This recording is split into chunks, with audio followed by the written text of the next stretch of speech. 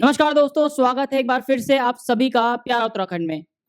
जैसे कि आप सभी को पता है कि जो नेम प्लेट का विवाद था, जो उत्तर प्रदेश के मुख्यमंत्री योगी आदित्यनाथ ने जो फैसला दिया था कि जो कांवड़ रूट है, उस पर जो भी दुकानदार हैं, वो अपनी दुकान के आगे जो मालिक हैं, उसके नाम की नेम प्लेट लगाएँगे। वो दुकान किसकी है, इससे उसका पता चलना चाहिए।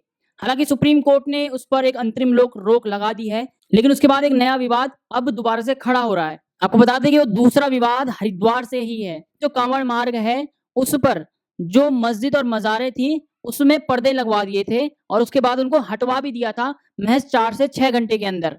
ये पूरी खबर आपको इस वीडियो में विस्तार से बताते हैं, तो बने रहिए आप हमारे साथ प्यारा उत्तराखंड में। जैसे कि आप सभी को पता है कि एक तरफ अब सावन का महीना है और सावन के महीने में पूरे अलग-अलग राज्यों से जो कांवड़िए हैं, वो हरिद्वार में गंगा जल भरने के लिए आते हैं। तो कांवड़ियों के लिए खानों की दुकानों पर नेम प्लेट लगाने के बवाल के बीच आपको बता दें कि अब एक और नया विवाद खड़ा हो गया है। दरअसल हरिद्वार में कांवड़ यात्रा मार्ग पर मौजूद जो मजार और मस्जिदें हैं, उनको ढकने का मामला सामने आया है। जानकारी के मुताबिक बता दें आपको कि जो मजार और मस्जिदें हैं, उनको ढकने के लिए इन सभी के सामने सफेद रंग की चादर लगा दी गई थी, ताकि लोगों की नजर इस पर न पड़े। हालांकि कई लोगों की आपत्ति जताने के बाद इन चादरों को हटा दिया गया है। चादरों को ज्वालापुर क्षेत्र में स्थित जो मस्जिद है और जो मजार हैं, उनके सामने बांस का एक मचान बनाया गया और उस मचान के ऊपर इन चादरों को लटका दिया गया। हरिद्वार के अंदर से होकर पैदल-पैदल जो कांवड़िए रवाना हो रहे हैं, जैसे कि सिंह द्वार से रामनगर, आर्यनगर, ऊंचा पुल से होते हुए जो कांवड़ियों का सैलाब है, वो अपने-अपने क्षेत्रों के लिए रवाना हो रहे हैं। बताया गया है कि रामनगर से सटे क्षेत्र के एक धर्मस्थल को ढक दिया गया था।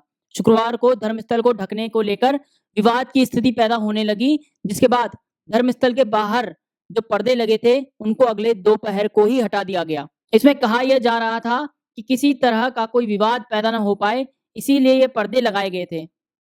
ये पर्दे लगाए किसने थे? इसके बारे में अभी किसी को कुछ नहीं पता। इन धर्म स्थलों पर पर्दा लगाने का जो मामला है, वो सोशल मीडिया पर चला है और उसे हटा भी दिया गया। किसने पर्दा लगाया और किसके कहने पे हटवाया गया, इसको लेकर अभी जो अधिकारी हैं, वो कुछ भी नहीं बता रहे हैं।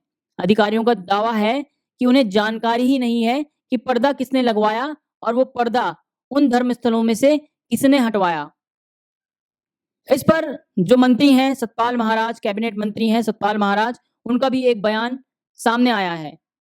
विजय दिवस के कार्यक्रम में पहुंचे जो कैबिनेट मंत्री सतपाल महाराज हैं, उन्होंने जब मीडिया से बात की, तो उनसे जब पूछा गया कि जो धर्मस्थल पर पर्दा लगाने की बात है, इस बारे में जब उनसे पूछा गया, तो उन्होंने इस बारे में जवाब दिया। उन्होंने कहा कि इसमें कोई दिक्कत नहीं होनी चाहिए।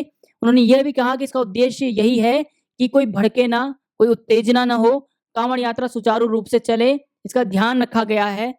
इस पर कांग्रेस का क्या कहना है, वो भी आपको बता देते हैं। कांग्रेस के नेता और पूर्व मंत्री नईम कुरैशी ने कहा है कि हमें अपने जीवन में ऐसा कभी नहीं देखा। उन्होंने यह भी कहा है कि हम मुसलमान हमेशा कांवड़ मेले में शिव भक्तों का स्वागत करते हैं और विभिन्न स्थानों पर उनके लिए जलपान की व्यवस्था भी करते हैं। यह हरिद्वार में हिंदू और मुसलमानों के बीच एक श्रद्धा का एक उदाहरण रहा है और पर्दे की परंपरा कभी भी नहीं रही है। तो देख सकते हैं आप कि किस तरह से एक और विवाद हरिद्वार में अब सावन के महीने में जब कांवड़िए जल भरने के लिए हरिद्वार में लाखों की संख्या में पहुंच रहे हैं। पहले ही हफ्ते में 30 लाख से ज्यादा कांवड़ियों ने हरिद्वार पहुंचकर हरिद्वार से जल भरा। एक निर्णय जो पहले उत्तर प्रदेश सरकार ने लिया, उसके बाद उत्तराखंड सरकार ने लिया कि किस तरह से जो कांवड़ यात्रा रूट है, उस पर जो दुकानें हैं, खाने पीने की दुकानें हैं, उन दुकानों के बाहर नेम प्लेट लगाना जरूरी है। अब दूसरा विवाद हरिद्वार में उठ गया है कि जब कुछ मजार और मस्जिदों के बाहर सफेद कपड़े से उनको ढक दिया गया है, उस कांवड़ यात्रा के आने वाले रूटों में किसने ढका है और किसने वो पर्दे हटाए हैं, इस बारे में अभी प्रशासन या अधिकारियों को कुछ भी नहीं पता। फिलहाल प्यारा उत्तराखंड में इतना ही। जय हिंद, जय भारत, जय उत्तराखंड।